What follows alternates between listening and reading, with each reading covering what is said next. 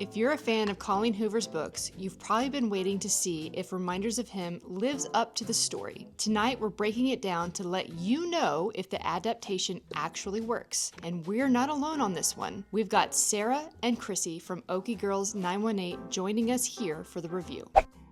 Let's get into it. If you're new here, I'm Cody. I'm Holly. And if you're not new, welcome back. We review new releases so you don't waste your time or money. By the end of this video, you'll know whether this one's worth seeing in theaters or not even worth streaming.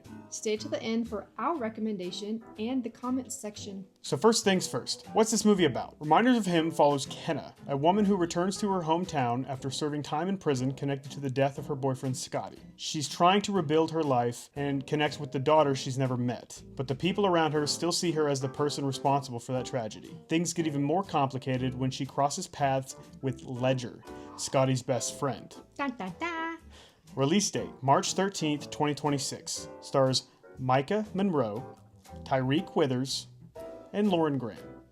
Runtime is 1 hour and 54 minutes. Story and pacing. The story itself was pretty easy to follow. It's not overly complicated. It's really more of a character-driven drama about grief, consequences, and forgiveness. Yeah, and the pacing was interesting. This isn't a fast-moving movie. It's more about emotional moments and conversations between characters than action. But I will say I was never really bored, which really surprised me a little bit. Okay, so I have to say that I agree with Sarah on this. Full disclosure, guys, I'm not a Colleen Hoover fan. I've never been able to get past the first few chapters of her books. I know, don't crucify me for that. I went into this movie skeptical, I'm not gonna lie. However, I was pleasantly surprised. I was expecting something a little slower or maybe even overly melodramatic based on the previews that I saw, but the story kept moving forward. It also slowly reveals more about Kenna's past and what happened, which keeps you curious about how everything will play out. For me, the pacing actually worked pretty well. When I looked at the time, we had already passed about the 90-minute mark, and I hadn't really felt like it dragged on. Even though it was a heavy drama, I still felt engaged. Though they probably could have wrapped up the 2-hour movie in about 90 minutes. The timeline really could have used some work. It didn't really make sense, and there were quite a bit of plot holes. Tons of plot holes, guys. There should have been more information that we needed there. I'm gonna say for like the 90-minute, 2-hour movie that we had, there was more information that we needed. I'm just saying, okay? Absolutely, I totally agree. Characters and performances. To me, the biggest strength of this film is definitely the acting. The actress playing Kenna was very believable. You could feel the guilt that she carried, the desperation to see her daughter, and the emotional conflict she had throughout the film. Though the writing could have been different because Colleen Hoover wrote the book and the screenplay. You'd think that she would have included more of the book in the screenplay. Yeah, I somewhat agree with that. Her performance was very grounded. However, for the character, I don't feel like it was written very well. She was a girlfriend and a lover before she went into prison and came out as the same thing. And as a mother, there was just something unrealistic about this film that I can't say without giving away spoilers, guys. Ledger was an interesting character too. He's stuck in the middle between loyalty to his best friend's family and trying to understand Kenna's side of the story. That conflict creates a lot of tension. For me, the character that really stood out was the grandmother. This is played by Lauren Graham. Gilmore Girl fans will love this. She plays Grace. She represents the grief of losing a son, but also the complicated emotions surrounding forgiveness. There are a couple of scenes with Lainey Wilson in the film as a supporting role, which was kind of fun to see. She doesn't play a musician. She's just an actress. Visuals. I get to say it, guys. I get to say the whole thing. Visuals. This movie isn't trying to be visually flashy, but it does have some beautiful scenery from Wyoming, though it was filmed in Alberta, Canada. It was mostly grounded in small town settings, homes, streets, the bar where some characters work, but the cinematography fits the tone. Feels very intimate. A lot of close-up shots during emotional scenes that really focus on the actors' expressions. I feel like the setting really helps emphasize the personal nature of the story. It was a beautiful setting, and it went very well with the story. Sound and music. One thing I did notice was the soundtrack. There were a couple songs in the movie that stood out to me, including one by Stephen Wilson Jr., who I'm familiar with. To be honest, I only knew 3 of the artists on the soundtrack, and I guess you had to be Gen Z to know the rest of the artists, but Gen Z is going to love this soundtrack. And that's going to play into what I'm going to say. I think that the soundtrack will probably appeal to a younger audience that follows Colleen Hoover's books. The music definitely definitely help amplify some of the emotional moments, I feel. So I agree with that. One thing I will add is that the music was not overused. The song that I was expecting to be a big deal was Ordinary by Alex Warren. We saw this 1,000 times in the trailers. They actually only played this for less than 10 seconds, so there is that. Now I get to say it again. Themes and messages. I get to say it again, guys. Themes and messages. The biggest themes are forgiveness, redemption, and grief that I think play here. It also explores how one mistake or one tragic moment can affect an entire community for years. And whether or not someone who's made a terrible mistake deserves a second chance, which I feel a lot of people can relate to. There's also a strong theme of parenthood and reconnecting with family, which I think makes some of the emotional scenes hit even harder. Emotional reactions. I'm not letting her say it this time. This movie definitely tries to hit you emotionally. There were some moments of sadness, tension, hope, and some scenes that were very heavy.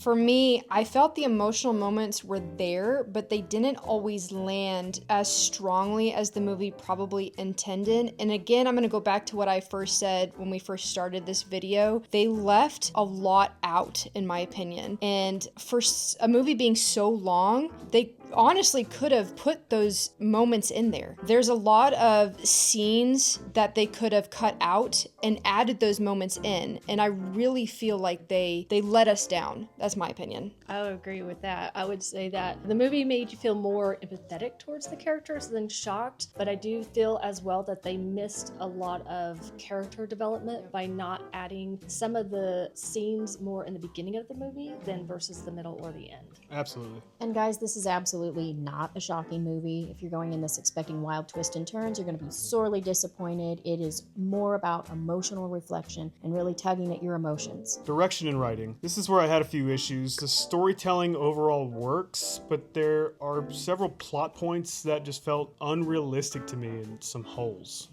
Grab this mic away from him.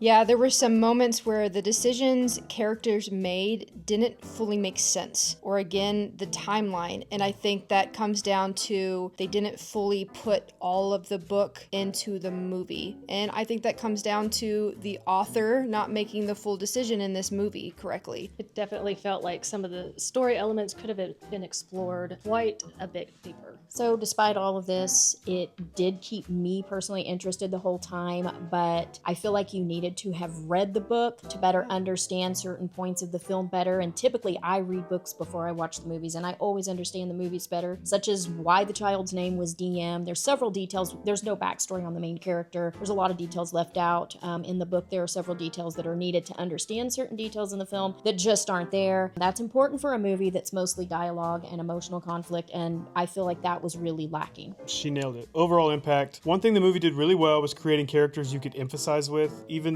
when their situations are complicated. Could you really feel for them? I didn't. But one thing that could have been better was tightening up some of the writing and making certain plot points feel more believable. I mean, we're going to keep going round and round with this, guys. I don't feel like I felt connected with any of the characters because I feel like the book to movie just wasn't there, but that's me. Movies I'd compare this to would be something like A Light Between Oceans, because it deals with guilt, loss, and forgiveness after a tragedy. And it also reminds me a little bit of If I Stay, since both are emotional relationship dramas adapted from popular novels that really lean into feelings. And to be honest, the trailers of both of these films are more captivating than reminders of him. Yes, they are. Final thoughts. Overall, I liked the movie. Okay, don't get me wrong, I liked the movie. It has some emotional moments, some strong performances, and it kept my attention, but it's not perfect. And a few things just didn't fully land for me. For me, it had potential, but I really did struggle with some of the writing and realism, which I have said